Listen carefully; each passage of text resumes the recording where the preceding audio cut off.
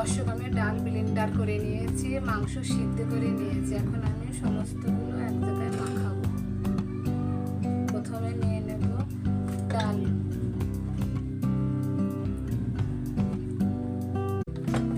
তারপরে নিয়ে নেব মাংসটা, তারপরে নিয়ে নেব মরিচ কুচি আর পেঁয়াজ কুচি, তারপরে নিয়ে নেব এখানে সমস্ত মশলা আমি আগে বলে রেখেছি, এগুলো সবগুলো ঢেলে নেব।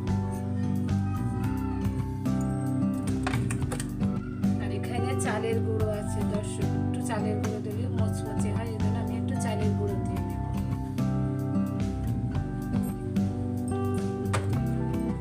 দিয়ে এবার সুন্দর করে আমি মাখাইয়ে নেব। দর্শক, আমার মাখানো শেষ।